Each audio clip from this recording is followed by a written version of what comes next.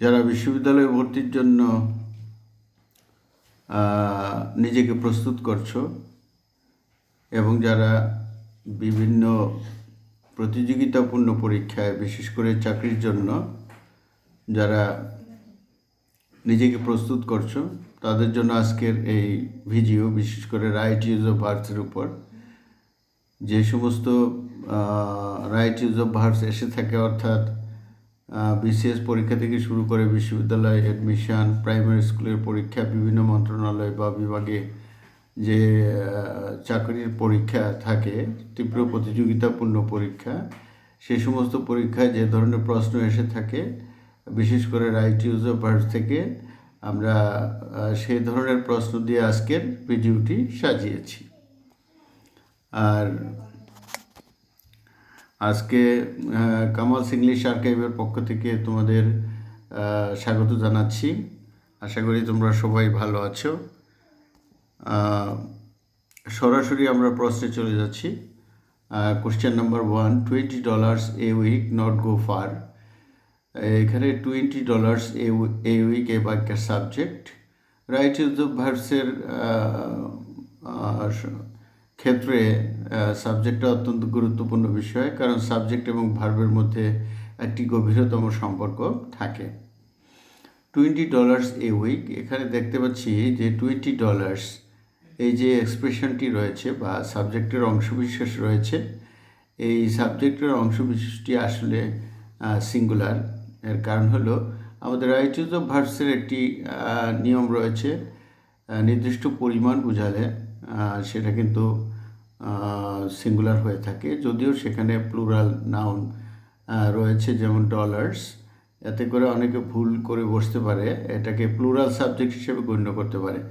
আসলে এটা নির্দিষ্ট পরিমাণ বোঝানোর কারণে এই সাবজেক্টটিকে সিঙ্গুলার ধরতে হবে। তা সিঙ্গুলার হিসেবে যদি ধরি তাহলে এই সাবজেক্টটি হবে থার্ড পারসন সিঙ্গুলার। আর এই জন্য নিম্নের বি নাম্বার উত্তরটি সঠিক হবে, ডাজ নট গো ফার। যে $20 এক সপ্তাহে $20 খুব বেশি নয়।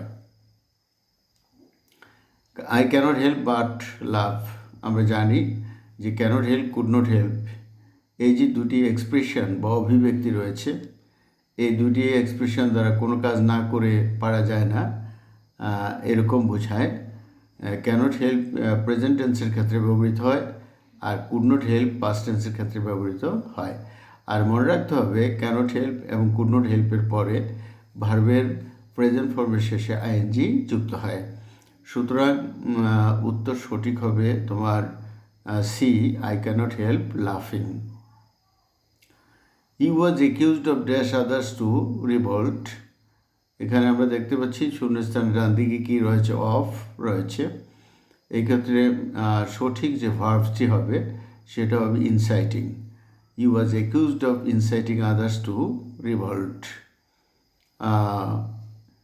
একিউজড অফ মানে অভিযুক্ত হওয়া, আর ইনসাইটিং মানে কাউকে অনুপ্রেরণা দেওয়া বা কাউকে উত্তেজিত করা।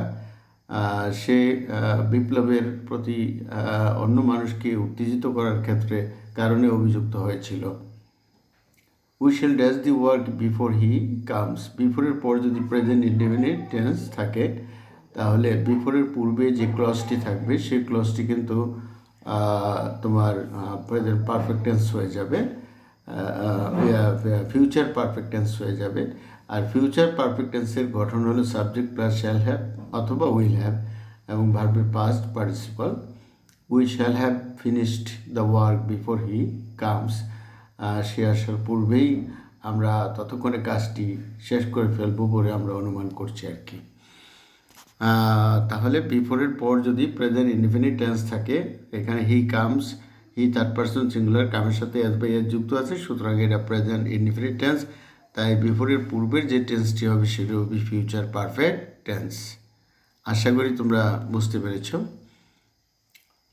Number 5, none but the brave deserve the none but the brave the fair।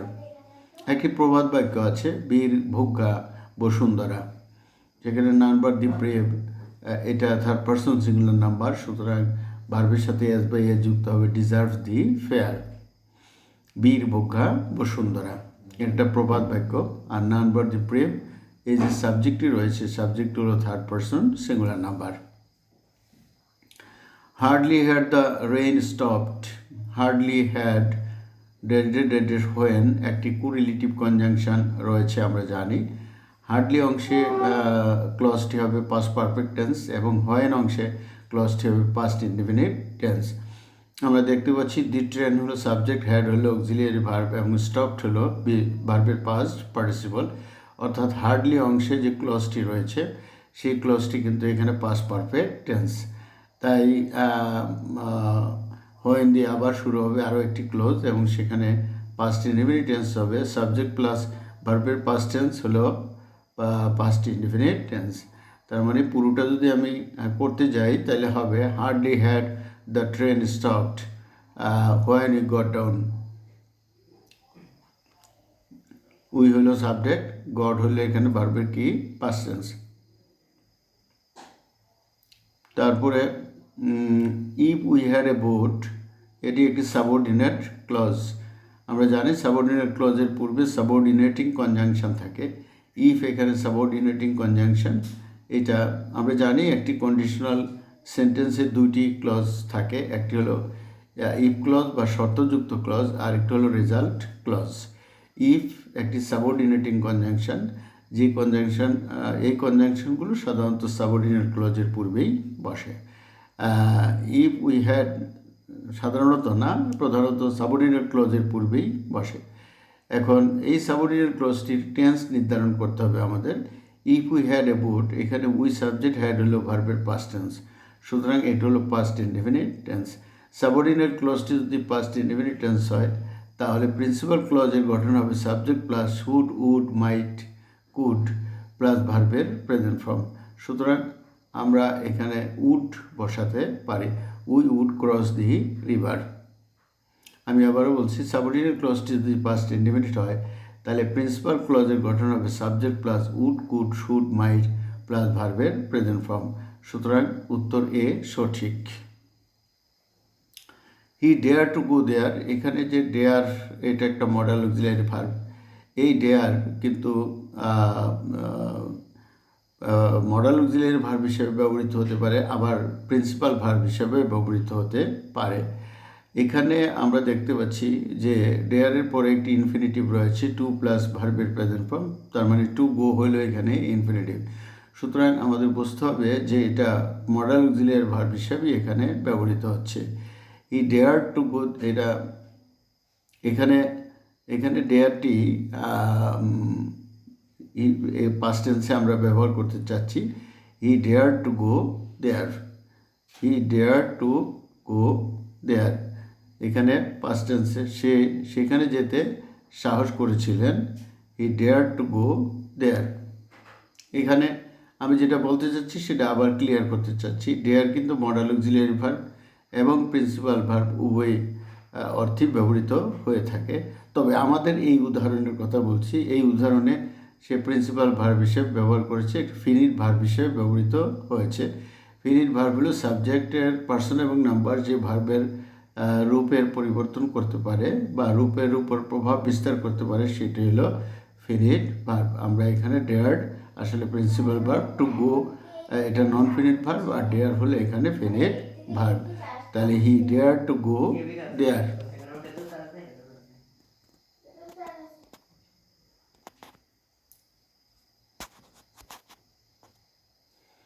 9 number problem, the plus adjective যদি বাক্যের সাবজেক্ট হয় তাহলে ভার্ব কিন্তু সবসময় প্লুরাল হয়ে থাকে।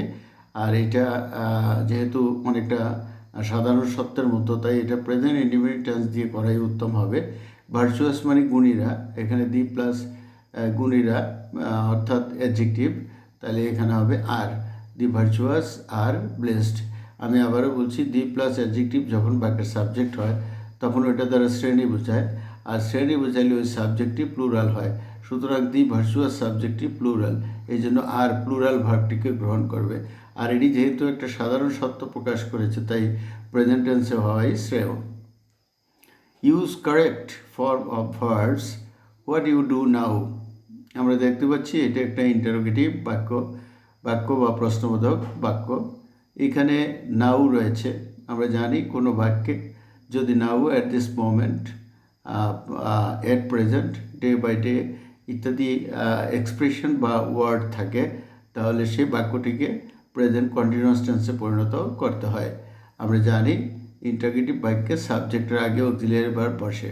তাহলে হোয়াটের পরে আমি আর বসিয়ে দেব, হোয়াট আর ইউ, আর ডু প্রেজেন্ট ফর্মের সাথে আইএনজি যুক্ত করব। What are you doing now, এটি একটি প্রেজেন্ট কন্টিনিউয়াস টেন্স এবং ইন্টারগেটিভ সেন্টেন্স। এই জন্য আমরা ইউ সাবজেক্টের পূর্বে অক্সিলিয়ারি ভার্ব নিয়ে এসেছি। ইন্টারগেটিভ বাক্যের একটি প্রধান বৈশিষ্ট্য হলো সাবজেক্টের পূর্বে অক্সিলিয়ারি ভার্ব বসে। এখানে আর অক্সিলিয়ারি ভার্ব হিসেবে কাজ করেছে। ডু মেন ভার্বের সাথে আইএনজি যুক্ত হবে। আর এটা প্রেজেন্ট কন্টিনিউয়াস টেন্সের গঠন হলো সাবজেক্ট প্লাস এমিজার প্লাস ভার্বের সাথে আইএনজি। আর বাক্যটি যদি ইন্টারগেটিভ হয়, আর ইন্টারগেটিভ বাক্যে যদি প্রেজেন্ট কন্টিনিউয়াস টেন্স ব্যবহার করতে হয়, তাহলে এমিজার সাবজেক্টের পূর্বে বসাতে হবে। What do you do now, এখানে what are you doing now মানে বি এখানে উত্তর সঠিক। 11 number problem, mister Arif along with his sons. আমরা জানি along with, together with, accompanied by, as well as, including, এই সমস্ত কনজাংশনাল ফ্রেজ দ্বারা কিন্তু দুটি সাবজেক্ট কী থাকে, যুক্ত থাকে। একটা হলো মিস্টার আরিফ এখানে, আর একটা হলো হিজ সন্স। এই ক্ষেত্রে আমাদেরকে প্রথম সাবজেক্ট অনুযায়ী ভার্ব বসাতে হবে। মিস্টার আরিফ এখানে সিঙ্গুলার একটি সাবজেক্ট, এটা ইজ হবে। Mister Arif along with his sons is present in marriage ceremony. অর্থাৎ আমি যেটা বোঝা যাচ্ছে, অ্যালং উইথের ডান দিকে একটি সাবজেক্ট রয়েছে এবং বাঁ দিকে একটি সাবজেক্ট রয়েছে। অ্যালং উইথের বাঁ দিকে যে সাবজেক্টটি রয়েছে সেটি সিঙ্গুলার, থার্ড পারসন সিঙ্গুলার, আর ডান দিকে যে সাবজেক্টটি রয়েছে সেটি হলো থার্ড পারসন প্লুরাল। এই ক্ষেত্রে এরকম দুইটি সাবজেক্ট যদি আমি আবারও বলছি, along with, together with, accompanied by, including, as well as, এই সমস্ত ফ্রেজ বা শব্দ দ্বারা যদি যুক্ত থাকে, তাহলে পূর্বের সাবজেক্টের পার্সন এবং নাম্বার এবং বাক্যের টেন্স অনুযায়ী ভার্বস ব্যবহার করতে হবে। এখানে is present in marriage ceremony. 12 number যে প্রশ্নটা আমরা দেখতে পাচ্ছি, এখানে I have no objection to dash your story again. এখানে অবজেকশন টু একটি ফ্রেজ, এই ফ্রেজটির পূর্বে ভার্বের প্রেজেন্ট ফর্মের সাথে আইএনজি যুক্ত হয়। এখানে হেয়ারিং হবে। I have no objection to hearing your story again. তোমার গল্পটি আবার শুনতে আমার কোনো আপত্তি নেই। আই রিগ্রেট ড্যাশ, আমরা জানি যে ড্যাশের জায়গায় কিন্তু এখানে ভার্বই বসবে, যেহেতু আমরা রাইট ইউজ অফ ভার্বস নিয়েই আজকে মূলত আলোচনা করছি। দুটি ভার্ব যখন পাশাপাশি হয়ে যাবে, তখন আগের ভার্ব দ্বারা যদি উদ্দেশ্য না বোঝায়, তাহলে পরের ভার্বটির প্রেজেন্ট ফর্মের সাথে আইএনজি যুক্ত হবে, অর্থাৎ ভার্বটি জিরান্ড হবে। এই ক্ষেত্রে I regret telling Marjina about the wedding. I remember that France when I was young. I remember visiting France when I was young. এখানে রিমেম্বার একটি ভার্ব, আবার ভিজিট একটি ভার্ব, তার মানে দুটি ভার্ব এখানে আসবে। তার মানে দ্বিতীয় দুটি ভার্ব এরকম পাশাপাশি হলে এবং পূর্বের যেই ভার্বসটি রয়েছে সেই ভার্বসটি দ্বারা যদি উদ্দেশ্য না বোঝায়, তাহলে ভার্বের প্রেজেন্ট ফর্ম, দ্বিতীয় ভার্বের প্রেজেন্ট ফর্ম বিশেষে আইএনজি যুক্ত করতে আমরা পারি। সুতরাং I remember visiting France when I was young. আমি যখন তরুণ ছিলাম তখন আমি যে ফ্রান্স সফর করেছিলাম সেটা মনে করতে পারছি। Almost everyone fails to pass his driver's test. এখানে ইনফিনিটিভ হবে। Fails to pass his driver's test. Fails এমন এক ধরনের ভার্ব যেটার পরে ইনফিনিটিভ বসানো যায়। প্রায় সকলেই তার ড্রাইভার টেস্ট পরীক্ষায় সে কী করে ব্যর্থ হয়ে থাকে। আমি আশা করি তোমরা বারবার এই ক্যাসেটটি শোনার মাধ্যমে বা ভিডিওটি শোনার মাধ্যমে ভিডিওটি শোনার মাধ্যমে তোমরা এক্সারসাইজ করবে এবং খাতায় লিখে সেগুলিকে বোঝার চেষ্টা করবে। প্রবলেম 16, নেইদার রিনি নর আই। আমরা জানি নেইদার ড্যাশ নর এটা একটা কোরিলেটিভ কনজাংশন। কোরিলেটিভ কনজাংশনের আর প্রত্যেকটি কনজাংশনের ডান দিকে তোমার সাবজেক্ট থাকে। নেইদারের পরে ঋণী একটা সাবজেক্ট, নরের পরে আই একটি সাবজেক্ট। মনে রাখতে হবে নরের পরে যে সাবজেক্টটি থাকবে সেই সাবজেক্টের পার্সেন্ট এবং নাম্বার অনুযায়ী এবং বাক্যের টেন্স অনুযায়ী তোমার কি বসাতে হবে, ভার বসাতে হবে। নেদার ইনি নর আই এম হবে, এখানে আইয়ের সাথে সবসময় কি বসে, এম বসে। I am capable of solving the problem, অর্থাৎ নরের পরের সাবজেক্টটি আমাদের বিবেচনায় নিতে হবে ভার্ব ব্যবহারের ক্ষেত্রে। Number 17, either of the two girls dash to blame for the damage. Either of the two girls is to blame for the damage. এখানে either of the two girls যদি অফের পরে নাউনটি কি রয়েছে, প্লুরাল রয়েছে, কিন্তু আসলে সেখানে বসবে singular verb. Either of the two girls is to blame for the damage, এটা মনে রাখতে হবে। রিশান ওয়ার্কস অ্যাজ ইফ, আমরা জানি as if, as though, as it were, এই যে তিনটি ফ্রেজ রয়েছে, এই তিনটি ফ্রেজের অর্থ হলো যেন। এই যেন এই ফ্রেজটির পরে একটি সাবজেক্ট থাকবে, যেমন এখানে হি রয়েছে সাবজেক্ট, সেই সাবজেক্টের পরে হওয়া অর্থে ওয়ার বসবে, থাকা অর্থে হ্যাড বসবে, পারা অর্থে কুড প্লাস বি ওয়ান বসবে, এবং সাধারণভাবে কার্য সম্পাদন অর্থে ভার্বের কী হবে, পাস্ট টেন্স হবে। এখানে হওয়া অর্থে ওয়ার বসবে। Rishan works as if he were lame, Rishan এমনভাবে হাঁটে যেন সে খোড়া, তার মানে খোড়া হওয়া অর্থে হবে, তাই এখানে কি বসবে, ওয়ার বসবে। At last the bus came, I dash for 20 minutes, অতপর বাস এসছিল, I had been waiting for 20 minutes। অতীতকালে একটি কাজ কিছুক্ষণ সময় ধরে চলছিল বোঝালে ওটা পাস্ট পারফেক্ট কন্টিনিউয়াস টেন্স বলা হয়ে থাকে। বাস আসার পূর্বে থেকেই তার অপেক্ষা শুরু হয়েছে, তার মানে অতীতে বাসটি এসছিল, বাসটি আসার পূর্বেই তার কাজ শুরু হয়েছিল, তার মানে অতীতকালে একটা কাজ চলছিল, তার মানে ওয়েট করার কাজটি চলছিল, তাই সেটি পাস্ট পারফেক্ট কন্টিনিউয়াস টেন্স হবে। আর পাস্ট পারফেক্ট কন্টিনিউয়াস টেন্সের গঠন হলো subject plus had been plus ভার্বের present form. At last the bus came, I had been waiting for 20 minutes, আমি সেখানে 20 মিনিট অপেক্ষা করছিলাম। Problem 20, by 2010 I dash for this film 15 years। তোমরা জানো যে by 2010, by January, by February, by এটা কি বলে না, by the next month, by the last month, এই ধরনের যদি কোনো ভবিষ্যতে কোনো কাজ শেষ হয়ে থাকবে এরকম অনুমান করা হলে সেখানে কিন্তু ফিউচার পারফেক্ট টেন্স হয়ে থাকে। By 2010 I will have worked for this firm 15 years।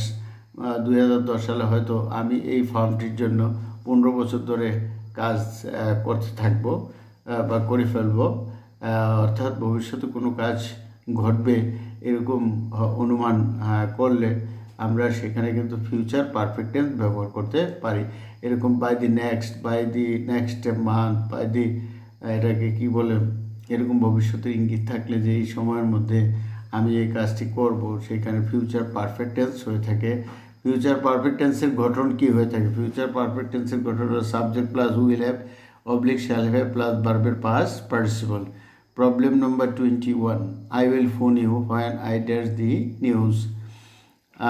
I will phone you এটা প্রিন্সিপাল ক্লজ, আর প্রিন্সিপাল ক্লজের যে টেন্সটি রয়েছে সেই টেন্সটি হলো ফিউচার ইনডিফিনিট টেন্স। আমরা জানি প্রিন্সিপাল ক্লজ যদি ফিউচার ইনডিফিনিট টেন্স হয় তাহলে সাবঅর্ডিনেট ক্লজ হয় না, ড্যাশ দি নিউজ, এটি সাবঅর্ডিনেট ক্লজ। এই সাবঅর্ডিনেট ক্লজটি হবে প্রেজেন্ট ইনডিফিনিট। সাবঅর্ডিনেট ক্লজটি যদি প্রেজেন্ট ইনডিফিনিট হয় তাহলে প্রিন্সিপাল ক্লজটি হবে ফিউচার ইনডিফিনিট। আবার প্রিন্সিপাল ক্লজটি যদি ফিউচার ইনডিফিনিট হয় তাহলে সাবঅর্ডিনেট ক্লজটি হবে প্রেজেন্ট ইনডিফিনিট। সেক্ষেত্রে উত্তর হবে গেট। একটা লক্ষণীয় বিষয়, 21 নম্বরের কোনো উত্তরই এখানে কারেক্ট নয়, সঠিক নয়, এখানে হবে শুধু গেট। উইল গেটের জায়গায় শুধু গেট হবে, gate the news. Problem 22, I open the door as soon as. আমরা সাধারণত জানি অ্যাজ সুন অ্যাজের ডান দিকে যেই টেন্স থাকে বাঁ দিকে সেই টেন্সই থাকে। আই ওপেন দ্য ডোর, এটা পাস্ট ইনডেফিনিট টেন্স। আই হলো সাবজেক্ট, ওপেন হলো B2, সাবজেক্ট প্লাস B2 অর্থাৎ ভার্বের পাস্ট টেন্স হলে সেটা পাস্ট ইনডেফিনিট টেন্স হয়ে যায়। এখানে হবে আই হেয়ার দ্য বেল, যেই মাত্র আমি বেলটি শুনলাম, বেল শুনলাম, সেই মাত্র আমি দরজা খুললাম। এটা অ্যাজ সুন অ্যাজ এখানে তাৎক্ষণিক বা যেই মাত্র সেই মাত্র অর্থে ব্যবহৃত হয়েছে। তোমরা যদি কোনো পয়েন্টস বুঝতে সমস্যা হয় তাহলে কমেন্টস বক্সে আমাকে লিখে জানাবো, অবশ্যই আমি সেটা আবার বুঝিয়ে দেওয়ার চেষ্টা করব। সবাইকে প্রীতি এবং শুভেচ্ছা জানিয়ে আজকের মতো এখানেই শেষ করছি। আশা করি তোমরা ভালো থাকবে, এই আশাবাদ ব্যক্ত করেই আল্লাহ হাফেজ।